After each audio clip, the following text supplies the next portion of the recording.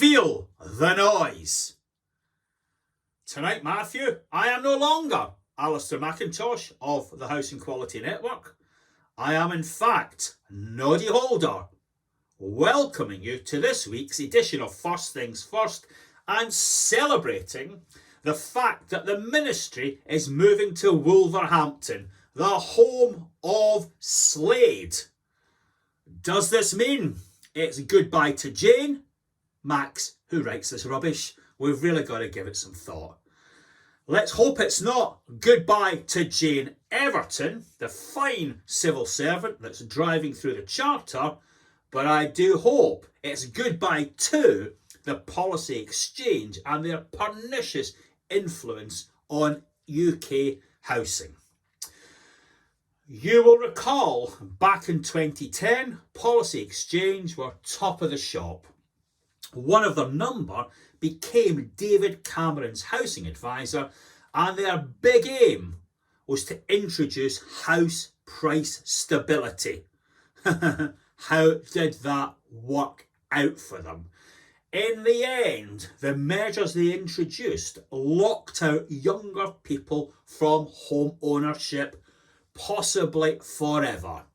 Now the Policy Exchange have come up with two papers to try to solve a problem they themselves created. First publication is called Strong Suburbs. Now, what did they do?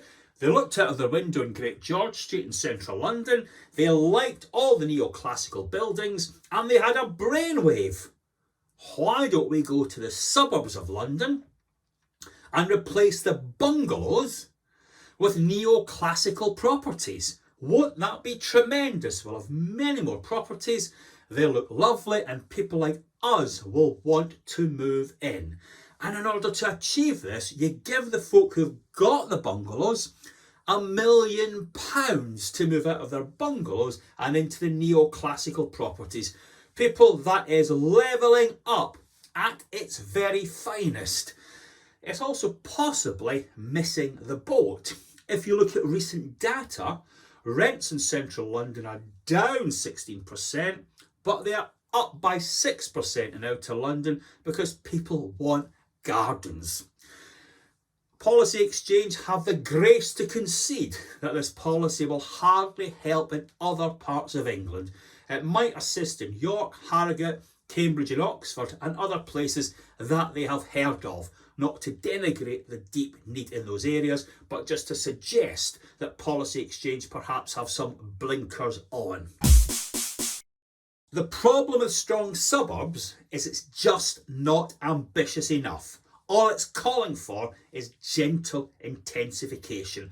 Are some of Policy Exchange's other ideas any better, any more likely to solve our housing problems? The next paper they put out recently was called Generation Rent to Generation Buy. It is a fantastic analysis of everything that's wrong with Help to Buy, stamp duty, council tax. Honestly, it's very, very good. Lifts the scales from the eyes. It does begin to look at the case for fundamental tax reform in housing to assist with levelling up, to assist with getting younger people into home ownership, but it pulls back from it. It's just too scared of the electoral consequences. It's as if the monkey of the poll tax is still on the back of the Conservative policy institutes. So how do we get from Generation Rent to Generation Buy? What's the big idea the Policy Exchange has come up with? Drum roll. It's not that inspiring. All they are suggesting is that the banks should water down the stress tests they apply to borrowers so that the borrowers can afford to pay the higher prices created by the regime introduced by the Policy Exchange think tank last time.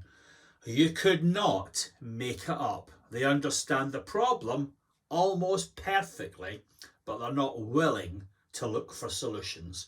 Over to you, Sir Keir Starmer. Finally, I will not be outdone by this government. It's great that they have decided to move to Wolverhampton. I salute them, I applaud them, but I am going one better. Exclusively on First Things First, I am announcing HQN is moving its headquarters to, wait for it, the planet Mars. But staff will still be allowed to work from home. Thanks for your attention, and I hope to see you all again next week.